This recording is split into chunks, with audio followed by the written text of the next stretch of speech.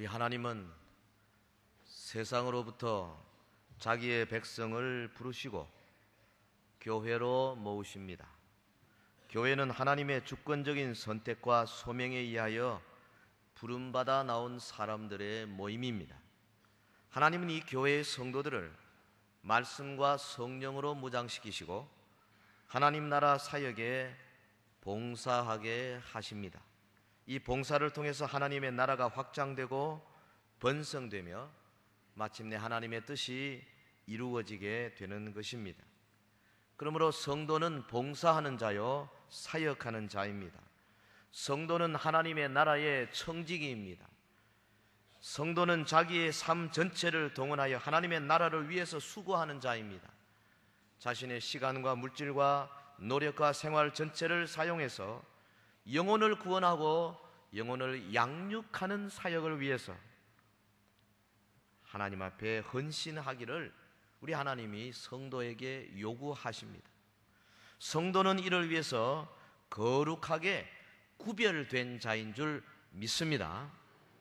에베소서 4장 11절 12절에 보면 하나님이 교회에 사도와 선지자와 복음 전하는 자와 목사와 교사로 직분자들을 주신 것은 그 이유가 성도를 온전케 하며 봉사의 일을 하게 하며 그리스도의 몸을 세우려 하심이라 그랬습니다. 11절에 언급된 교회에 주신 사역자들, 그러니까 사도요, 선지자요, 복음 전하는 자요, 교사들, 목사와 교사들이 해야 할 일이 무엇이냐?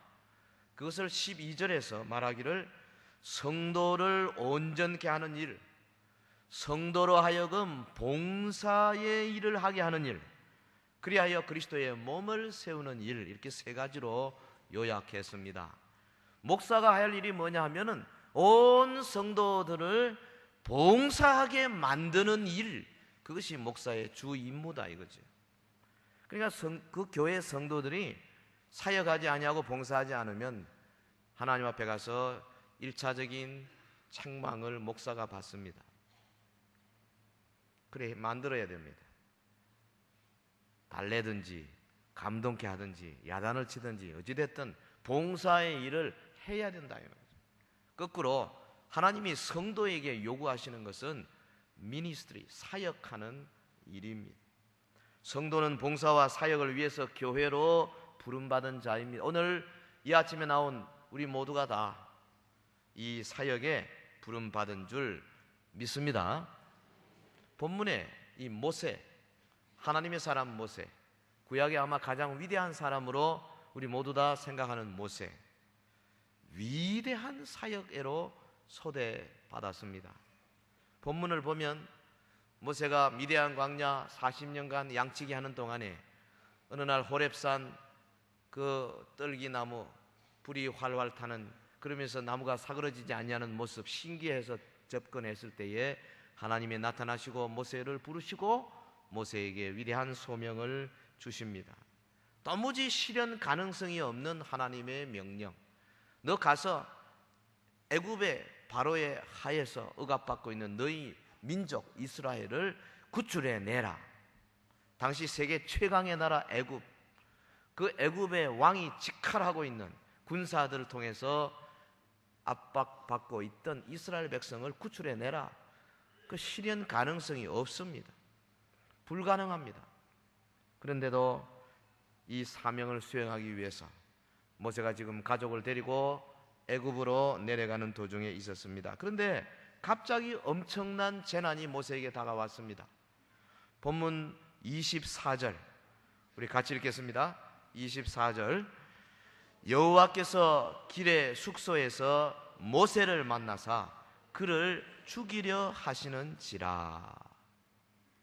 하나님께서 친히 뽑아 불러내어서 이제 중대한 사역을 하게 하신 그 모세, 자기의 종입니다. 그런데 뜻밖에도 하나님께서 그의 종을 죽이려 하셨다 그랬습니다. 무슨 일입니까? 우리는 여기서 하나님의 일을 하는 데는 반드시 선행되어야 할 것이 있다는 것을 배우게 됩니다. 하나님 나라의 일을 위한 우리의 봉사에 먼저 해야 될 일이 무엇인가? 첫째로 언약의 말씀에 순종하는 것입니다. 하나님의 계명에 순종하는 것입니다. 하나님의 언약을 이해하기 위한 조건에 순종하는 것입니다. 하나님의 일을 하려는 사람은 말씀 순종, 계명 순종, 언약의 조건들에 순종하는 일이 무엇보다 중요하다는 것입니다. 모세는 하나님의 일을 하기 오래전부터 사실은 하나님께서 섭리하셔서 뽑아내시고 그를 훈련시킨 하나님의 사랑을 담뿍 받은 자입니다. 그가 어릴 때 태어났습니다. 남자아이들 다 죽이라는 명령이 시행되던 그 당시입니다. 나일강에 띄어졌습니다. 목욕하던 바로의 공주 하셰푸스트 공주의 손에 의해서 건져졌습니다. 공주의 궁으로 데려가 그래서 그 공주의 아들이 되었습니다. 40년간 당시 애굽의 모든 문물을 다 배웠습니다. 문무에 통달한 사람이 되었습니다. 세상의 지혜에 밝은 사람이 되었습니다. 일국을 지도할 만한 지도자의 제목감이 되었습니다. 하나님의 섭리입니다. 또한 하나님의 섭리로 모세는 저 미디안 광야의 양치기로 40년간 살면서 사람을 때려 죽일 만한 그 혈기방장한 젊은이로부터 이 지구상의 가장 온유한 사람이라고 성경이 칭찬하는 그런 사람, 겸손하고 온유한 사람으로 바뀌었습니다. 하나님의 섭리입니다. 하나님은 조상과의 언약을 기억하셨습니다. 그리고 모세에게 엄청난 사명을 맡기셨습니다. 언약에 신실하신 하나님의 모습, 출애굽기 2장 23절에서 25절까지의 말씀, 하나님이 언약에 얼마나 신실하시는가 우리 한번 같이 읽으십시다. 여러 해 후에 애굽 왕은 죽었고 이스라엘 자손은 고역으로 인하여 탄식하며 부르짖으니 그 고역으로 인하여 부르짖는 소리가 하나님께 상달한지라. 하나님이 그 고통 소리를 들으시고 아브라함과 이삭과 야곱에게 세운 그 언약을 기억하사 이스라엘 자손을 권념하셨더라. 하나님은 지금도 자기의 백성과 맺은 언약을 기억하시는 언약의 하나님이신 줄 믿습니다. 하나님은 일찍이 아브라함과 언약을 맺으셨습니다. 아브라함에게 땅의 약속, 씨의 약속, 복의 약속을 주셨습니다. 내가 발로 걷는 모든 이 가나안 일경을 내가 너의 자손에게 주겠다. 내 씨를 하늘의 별처럼 바다의 모래알처럼 많게 해주겠다. 내가 너를 복의 근원이 되게 하고 네가 복 주는 자를 내가 복을 주고 너를 저주하는 자를 내가 저주하겠다 약속해 주셨습니다. 이 아브라함과 맺은 언약의 약속을 이루시기 위해서 이제 떨기나무에서 모세를 부르셨습니다. 출애굽기 3장 7절 이하에 보면 하나님께서 모세를 부르시는 장면이 잘 나타납니다. 여호와께서 가라사대 내가 애굽에 있는 내 백성의 고통을 정령히 보고 그들이 그 간역자로 인하여 부르짖음을 듣고 그 우고를 알고 내가 내려와서 그들을 애굽인의 손에서 건져내고 그들을 그 땅에서 인도하여 아름답고 광대한 땅, 젖과 꿀이 흐르는 땅, 곧 가나안 족속, 헷 족속, 아모리 족속, 브리스 족속, 휘 족속, 여부수 족속의 지방에 이르려 하노라. 이제 이스라엘 자손의 부르짖음이 내게 달하고 애굽 사람이 그들을 괴롭게 하는 학대도 내가 보았으니 이제 내가 너를 바로에게 보내어 너로 내 백성 이스라엘 자손을 애굽에서 인도하여 내게 하리라. 할렐루야. 그리고 오늘 본문 출애굽기 4장 21절에서 23절에 엄청난 사명을 모세에게 주십니다. 여호와께서 모세에게 이르시되 네가 애굽으로 돌아가거든 내가 내 손에 준 이적을 바로 앞에서 다 행하라. 그러나 내가 그의 마음을 강팍게 한즉 그가 백성을 놓지 아니하리니 너는 바로에게 이르기를 여호와의 말씀에 이스라엘은 내 아들 내 장자라. 내가 네게 이르기를 내 아들을 놓아서 나를 섬기게 하라 하여도 네가 놓기를 거절하니 내가 네 아들 네 장자를 죽이리라 하셨다 하라 하시니라. 참으로 엄청난 사명이고 한 개인에게 주시는 명령으로서는 상상하기조차 어려운 일이 아닐 수가 없습니다. 그런데 놀라운 일이 발생했습니다. 거기 본문 24절에 여호와께서 길의 숙소에서 모세를 만나사 그를 죽이려 하시는지라. 아니 하나님의 명령에 순종했습니다. 거창한 임무를 띠고 애굽으로 지금 모세가 내려가고 있지 않습니까? 모세가 자원한 것이 아닙니다. 떨기나무에서 주의 음성을 듣고 모세가 거절했지 않습니까? 저는 못합니다. 하나님이요, 내 손을 가슴에 넣어봐라. 빼라. 문둥병 들었어요. 다시 넣어라. 빼라. 보니까 다시 휘어졌습니다. 내가 이 표적을 네게 주겠다. 모세가 아유 그래도 나는 못하겠습니다. 내 손에 든 지팡이를 던져봐라. 던지니까 뱀이 되었어요. 모세 깜짝 놀라 피합니다. 집어라. 다시 집으니까 지팡이가 되었습니다. 내가 이 표적을 바로 앞에서 너로 하여금 행하도록 해주겠다. 모세, 그러나 나는 할 수가 없습니다. 나는 혀가 뻣뻣하고 입이 둔한 자입니다. 모세는 하여튼 뻣뻣했어요. 그러나가 영어로는 뻣입니다. 뻣뻣했어요. 하나님께서 화를 냈습니다. 네 형 아론 있지 아니하냐. 아론 말 잘하는 거 내가 안다. 아론은 내 입이 되게 해주겠다. 그러나 보낼 만한 자를 보내소서. 여러분, 모세가 뭐 원한 게 아니에요. 상급 바라본 것도 아니고 절대 못하겠다 했습니다. 하나님께서 노여워하시면서 억지로 지금 모세를 세워가지고 애굽으로 내려보내고 계십니다. 그런데 이렇게 하나님의 거창한 임무를 띠고 애굽으로 내려가는 모세가 중도에서 거의 죽을 지경이 되었습니다. 하나님이 그를 치셨습니다. 뭐 열병인지 급성 질병인지 발작인지 알 길은 없습니다만은 십보라 아내가 보니까 거의 지금 죽어가고 있는 거예요. 왜 이런 일이 생겼습니까? 얼핏 보면 앞뒤가 맞지 않는 것 같습니다. 무슨 제스처 같기도 하고 쇼 같기도 하고 그런 생각이 들 정도입니다. 그러나 여러분, 여기 분명한 이유가 있어요. 이 사건은 우리에게 하나님의 일을 하는 데에 거역할 수 없는 원칙이 있음을 보여주는 사건입니다. 모세에게 두 아들 게르솜과 엘리에셀이 있지 않습니까? 그런데 그 중에 아마 밑에 애가 할례를 받지 아니했던 것 같습니다. 하나님께는 이것이 대단히 중대한 사건입니다. 아니, 모세가 애굽에 가서 자기의 백성을 끌어내는 것만큼 중대한 사건이 그 아들 할례 안 준 겁니다.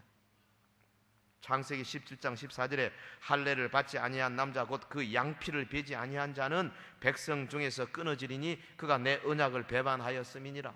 하나님이 아브라함과 맺은 언약의 조건입니다. 할례 받게 해라. 할례 받지 않으면 백성에서 끊어진다. 끊어진다는 말은 생명이 끊어진다는 뜻입니다. 아들이 할례 받지 않은 것에 대한 책임은 가장 모세에게 있었습니다. 공의로우신 하나님은 어느 누구에게도, 아니 모세에게라도 면책 특권을 주지 아니하셨습니다. 그런데 왜 하필 이 중대한 시기에 하나님께서 이런 일을 행하시는가?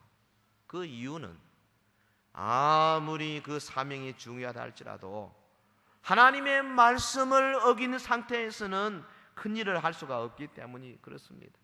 하나님의 말씀 순종이 내가 해야 하는 사역보다 더 중요하기 때문에 그렇습니다. 언약의 실현을 위해서 그 언약의 조건을 이행하는 것이 반드시 필요합니다.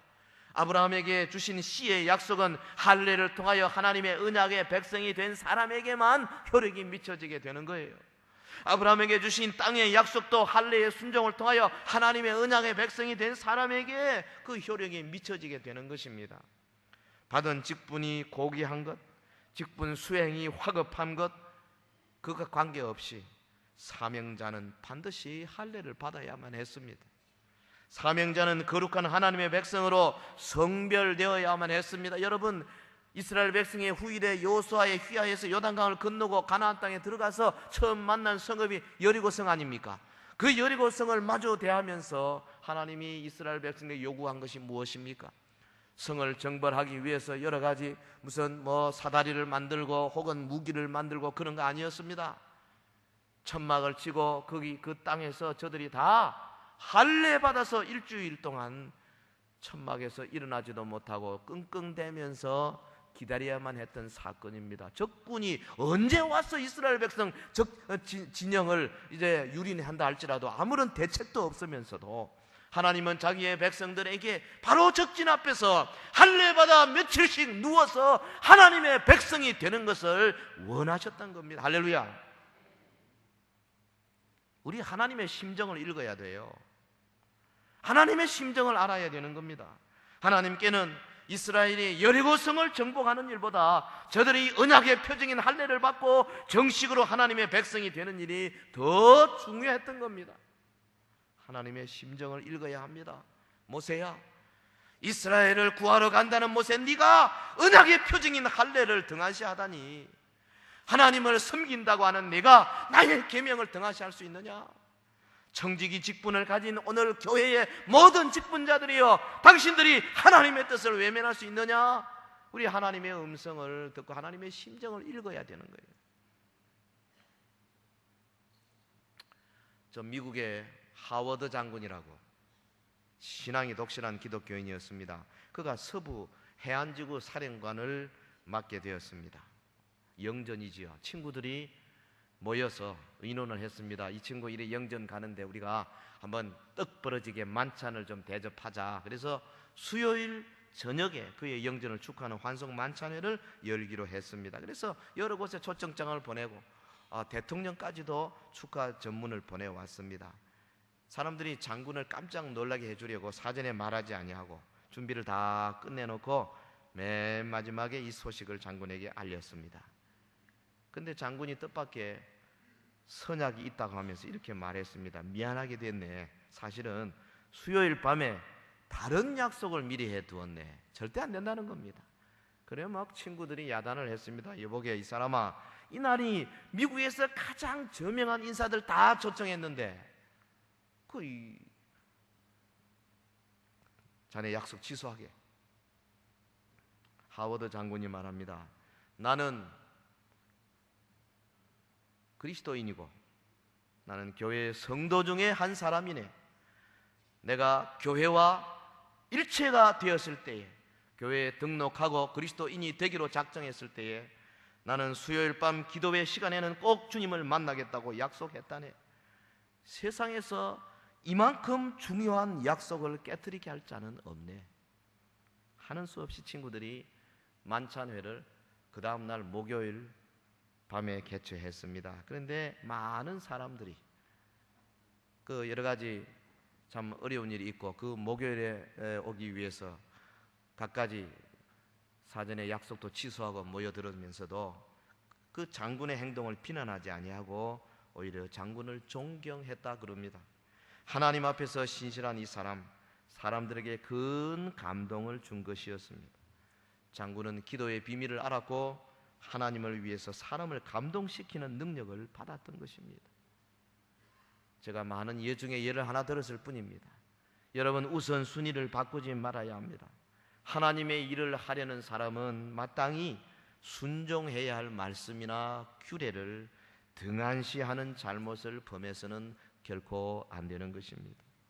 여러분, 우리가 열심으로 주의 몸된 교회에 찬양대로, 교사로, 사역팀으로, 구역장으로 혹은 여러 모습으로 봉사할 수 있어요. 그런데 우리의 봉사에 먼저 행해야 할 일이 무엇인가? 두 번째로는 전적인 헌신의 자세입니다. 하나님 나라 일을 하는 데 필요한 것은 헌신을 향한 철저한 마음가짐입니다. 헌신에 관해서는 할 말이 참 많습니다. 많은 사람들은 하나님의 계획을 위한 시간이 별로 없는 것 같아요.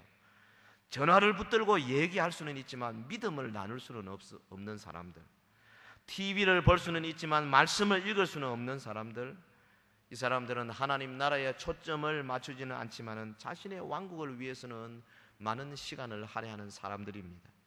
우리 예수님은 우리가 돈을 가질 수 없다고 말씀하지는 않으셨습니다. 그것을 섬길 수 없다고 말씀하셨습니다. 돈을 섬긴다는 말은 내가 무엇을 하는지 돈이 결정한다 하는 그런 뜻입니다. 내가 갖고 있는 것으로 하나님께서는 나에게 무엇을 하라고 말씀하시는가? 아니면 내가 먼저 나서서 그분과 상관없이 결정하는가? 우선순위의 문제입니다. 어느 농부가요, 입상했습니다. 2마리 송아지를 상으로 탔어요. 너무너무 신이 났습니다. 아내에게 말했습니다. 여보, 이 송아지들이 주님께서 주신 선물임을 감사한다고 우리 주님께 가서 알려드려야 되겠어. 그리고 한 마리는 주님께 드리고 나머지는 우리가 기르자고. 얼마 후에 이 남편이 낙심해서 돌아왔습니다. 여보, 아내가 묻습니다. 여보, 무슨 일이야? 그랬더니 남편이 하는 말이, 여보, 2마리 송아지 중에 주님의 송아지가 죽어버렸어. 언제나 주님의 송아지가 죽습니다. 우리가 선택해야만 할 때에 우리에게 그분의 나라와 영광이 최고 우선순위에 있지 않기 때문에 주님께서 늘 손해를 보시는 것 같아요. 하나님 나라에 투자를 하면 이 땅의 것들보다 유익이 훨씬 많습니다. 하나님 나라의 투자는 시세가 올라요. 그러나 이 땅의 투자는 시세가 하락합니다. 여러분, 정권가에 가서 뭘 봅니까? 기왕이면 하나님 나라에 투자하세요. 오늘 본문의 모세의 아내 시브라의 모습에서 우리가 중요한 교훈을 찾아야 할 것입니다. 모세의 위급한 상황을 보고 그 아내 시브라 즉시 자기의 아들에게 할례를 행했습니다. 본문 25절, 26절 그 본문에 보면 우리 다 같이 읽습니다. 시브라가 차도를 취하여 그 아들의 양피를 베어 모세의 발 앞에 던지며 가로되 당신은 참으로 내게 피남편이로다 하니 여호와께서 모세를 놓으시니라. 그때에 시브라가 피남편이라 함은 할례를 인함이었더라. 아마 하나님은 그 모세가 당하는 어려움의 그 이유에 대해서 시브라에게 알려주지 않으셨을 것입니다. 모세가 어려움을 당하는 것을 보고 아내가 재난 가운데서 생각하고 또 생각했을 것입니다. 25절에 보면 그 아들, 원래는 그 여자의 아들로 되어 있습니다. Her son. 그러니까 엄마 품에 안겨있는 아들, 아마도 둘째 아들 엘리에셀을 의미하는 것 같아요. 그리고 그 아들의 양피를 베어서 아기의 그 꼬치 끝을 잘라 돌칼로 자릅니다. 얼마나 아프겠어요. 애가 울고 피가 터지고 그 양피를 잘라서 모세의 발 앞에, 발이라는 말은 이거 유페미즘입니다. 성기를 말하는 거죠. 그걸 차마 성경에 쓰기 어려우니까 발이라 그렇게 표현한 거예요. 모세의 그 중앙부에 그걸 갖다 댔어요. 그리고 모세를 향해서 말하기를 당신은 나에게 피남편이요. 피남편이란 것이 무슨 뜻입니까? 아들의 피를 흘리고 대신 피 흘려 받은 남편이란 뜻입니다. 모세의 아내 시브라는 죽은 남편을 피값으로 되돌려 받았다는 마음으로 가득한 거지요. 피값으로 새로 결혼한 새 남편. 여자에게는 모세가 피 신랑, the bridegroom of blood, 피 신랑이 된 것입니다. 당시 미디안 여자인 시브라는 자식의 그 양피를 베어 피 흘려 가지고 할례를 하는 것, 그거 안 좋아했던 것 같아요. 싫어했던 것 같아요. 큰아들을 할례 주고 나니까 너무 아파하고 퉁퉁 붓고 뭐 그 당시는 뭐 여러 가지 이 소독약도 없었을 테니까 얼마나 어려웠겠어요. 그래서 그만 둘째는 안 주려고 했던 것 같습니다. 사랑하는 아내가 그러니 모세도 그만 아이고 막 그럽시다 저버렸죠. 하나님께서 여자의 손으로 직접 할례를 행하도록 섭리하셨고 그리고 여자의 결단을 요구하셨습니다. 네 남편이 죽느냐 아니면 네 아들에게 할례를 행하겠느냐. 시브라는 마음의 결심을 했습니다. 그리고 아들에게 할례를 행하고 고백했습니다. 당신은 아들의 피값으로 살아난 내 남편입니다. 여러분, 이방 여자 시브라 자신의 문화와 자신의 가치관을 접었습니다. 하나님의 손길 앞에 항복했습니다. 생각컨대 이 여자가 하나님의 뜻을 완전히 안 것 같지는 않습니다. 이 여자는 피 속에 흐르는 중요한 뜻을 모두 알아차리지는 못했을 것입니다. 모세의 아내 십보라는 아브라함의 때부터 아들의 양피를 베어 피를 보이라는 하나님의 간절한 뜻을 알지는 못했을 것입니다. 오늘 저와 여러분 제단에서 흘려진 수많은 짐승의 피들이 의미한 바가 무엇인지 아십니까? 솔로몬이 성전 제단을 짓고 하나님 앞에 제사 드릴 때에 소 2만 2천 마리, 양 12만 마리나 되는 수많은 생축의 피, 강물처럼 생피를 흘려서 그 아름다리 레바논 성전, 백향목으로 지은 성전, 금빛 찬란한 그 성전을 짐승의 생피 냄새로 자욱하게 더럽혔던 그 이유를 여러분 아시느냐 이 말이에요. 피 흘림이 없이는 구원이 없다고 선언하는 성경의 외침을 아십니까? 피 없이는 하나님께 나아갈 다른 길이 없다는 말이 무슨 뜻입니까?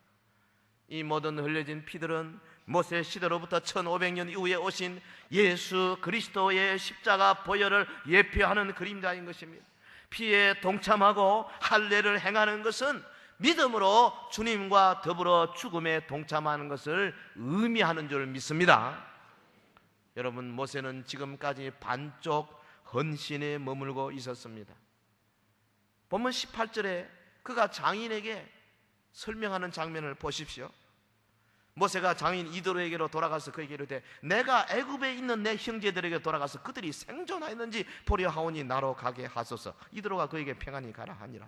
애굽으로 돌아가는 진정한 이유를 지금 말하지 못하고 있습니다. 여호와 하나님이 나를 보내서 목숨을 걸고 너는 가서 애굽에 있는 내 족속 이스라엘 민족을 애굽의 바로의 그 새 풀무로부터 건져내라, 내가 너를 보내노라, 그 말 못했어요. 아마 그 말을 하고 저 자식 데려가려면 장인어른이 못 가게 말렸을 겁니다. 모세에게는 이 당시 반드시 하나님이 주시는 그 사명을 내가 달성하겠다는 죽음을 건 각오가 부족했어요. 아내를 사랑했습니다. 사랑하는 건 좋은 일이죠. 그래서 사랑하는 아들에게 피 흘리는 할례를 행하기 싫어하는 아내를 따라서 그도 하나님의 의미한 계명을 외면했습니다. 반쪽 헌신. 마치 엘리 제사장이 자기 아들들을 하나님보다 더 중히 여긴 것과 같지 않습니까? 그러나 이제 모세 이 사건을 통해서 중요한 결단을 하게 됩니다. 처자식을 장인집으로 돌려보냅니다. 그리고는 이제는 죽음을 각오하고 애굽으로 내려갑니다. 출애굽 사건이 얼마나 중대하며 이것이 하나님의 얼마나 간절한 소망인가를 그는 크게 깨닫게 된 것입니다. 후일에 출애굽에 성공하고 광야에서 모세는 헤어졌던 식구들을 반갑게 맞이하는 것이 출애굽기 18장에 나타납니다. 성경은 이런 모세를 가리켜서 하나님의 온 집에 충성되이 봉사한 하나님의 종이다, 그렇게 부르고 있는 겁니다. 할렐루야. 미국의 남북전쟁 때에 어느 무명의 한 흑인 병사가 드렸다는 기도문이 있습니다. 주님, 저는 출세를 위해 당신께 힘을 구했으나 당신은 순종을 배우도록 저에게 연약함을 주셨습니다. 주님, 저는 위대한 일을 하고자 건강을 원했으나 당신은 그보다 선한 일을 하도록 저에게 병고를 주셨습니다. 주님, 저는 행복을 위해 부귀를 청했으나 당신은 지혜로운 자가 되도록 저에게 가난을 주셨습니다. 주님, 저는 만민으로부터 우러러 존경받는 자가 되려 명예를 구했으나 당신은 저를 비참하게 하시어 당신만을 바라보게 하셨습니다. 주님, 저는 삶의 즐거움을 위해서 모든 것을 소유하고자 원했으나 당신은 모든 사람에게 즐거움을 주는 삶으로 나를 인도해 주셨습니다. 주님, 비록 제가 당신께 기도한 것은 하나도 받지 못한다 하더라도 당신이 저에게 바라시는 모든 것을 주셨으니 주님, 참으로 감사를 드립니다. 사랑하는 성도 여러분, 우리를 부르시는 하나님, 그 음성에 아멘하여 우리 모두 다 이 자리에 나와 있지 않습니까? 하나님은 우리에게 하나님 나라의 사역을 맡겨주셨습니다. 내 삶 전체가 하나님 나라 봉사에 사용되어집니다. 교회에서 맡은 직분을 통해서 여러분 하나님께 영광 돌릴 수 있습니다. 사회에서 맡은 여러분의 여러 직업을 통해서 하나님의 나라 사역을 위해 얼마든지 봉사할 수 있습니다. 정치, 경제, 사회, 문화 모든 전반에 걸쳐서 하나님은 우리를 사회에 파송하시고 하나님 나라의 정권 대사로서 사용하기를 원하십니다. 그러나 그 전에 반드시 선행되어야 할 것이 있다 이 말이에요. 첫째는 언약의 말씀에 순종하는 삶입니다.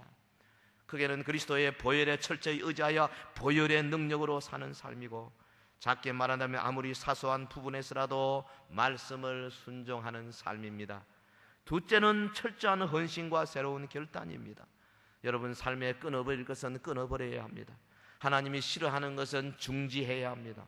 가치관을 바꾸어야 됩니다. 세속적인 그런 삶의 방향에서부터 하나님 중심의 삶으로 결단하는 헌신이 필요하다 이 말이죠. 여러분, 십보라에게 모세가 피남편이었다면 오늘 저와 여러분에게 있어서 예수 그리스도는 자신의 피로 우리를 사서 신부로 삼아주신 우리의 피신랑이십니다. 주님을 위해서 철저히 헌신할 때 주님은 우리에게 성령을 파송하시고 우리에게 능력을 입혀주시는 겁니다. 이기는 자를 위해서 우리 주님은 멸류관을 예비해 두신 줄로 믿습니다. 신약의 하나님의 사람 사도 바울도 이 놀라운 소망을 가지고 달려갔습니다. 빌립보 3장 13절 14절의 바울의 고백을 들어보십시다.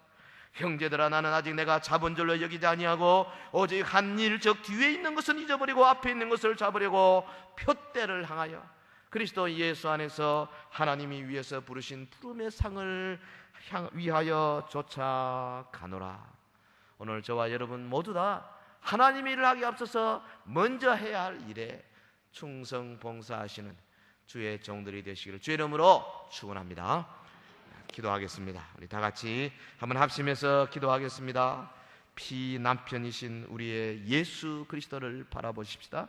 그가 우리에게 사역을 원하십니다. 전적인 헌신이 필요합니다. 주의 계명에 순종하는 자세가 필요합니다. 주여, 나에게 필요한 것, 주님이 나의 부족한 것들을 이 시간에 깨닫게 하시고 주 앞에 온전히 헌신하게 하옵소서. 우리 다 같이 동성으로 함께 기도하겠습니다. 그러가신 우리 하나님 아버지, 주의 은혜를 진실로 감사드립니다. 성령께서 역사하셔서 오늘도 말씀 주시니 감사합니다. 우리 주님, 이 땅에 살면서 얼마나 많은 경우 우리가 반쪽 헌신자로 남아 있었습니까? 아버지여, 주를 바라보지 못하고 이 세상의 가치관을 가지고 얼마나 많은 경우에 주의 계명을 어기며 주의 말씀 순종하지 못하고 살아왔습니까? 철저하게 주의 손에 붙들리기를 원합니다. 철저하게 주의 손에 붙들리기를 원합니다. 새로운 각오와 결단과 결심을 갖기를 원합니다. 하나님 앞에 영광 돌려드리기를 원하옵나이다. 주의 영광 받아 주시옵소서. 사랑하는 성도 한 사람 한 사람 마음속에 오늘 모세에게 가졌던 놀라운 결단과 결심이 있게 하여 주시옵소서. 새로운 각오와 결단을 가지고 하나님의 일을 향하여 달려가는 자들이 되게 하여 주시기를 간절히 원하옵나이다. 주여, 우리에게 믿음을 더하여 주시옵소서. 우리 사랑하는 서인의 모든 성도들에게 오늘 말씀을 통하여 새로운 결단과 결심을 더하여 주시기를 원합니다. 수천 년 동안 흘려내려진 그 놀라운 그리스도의 보혈의 피를 우리가 이 시간에 마시고 하나님의 언약의 백성이 되어 싸우니 이제는 아버지여, 주님 우리에게 주시는 위대한 사명을 감당하기 전에 내가 해야 할 많은 일들 앞으로 먼저 선행하며 주께 나아가는 주의 백성들이 되게 하옵소서. 우리 온 성도들에게 이 위대한 하나님의 말씀, 아버지여, 저들의 마음속에 새로운 각오와 결단을 자아내게 하는 아름다운 능력의 말씀이 되게 하여 주시옵소서. 살아계신 우리 하나님 아버지, 주신 말씀 감사합니다. 우리도 모세처럼 새로운 결단과 각오와 헌신과 순종하는 마음을 가지고 주의 일을 감당하는 참 일꾼들 되게 하옵소서. 예수님 이름으로 기도하옵나이다. 아멘.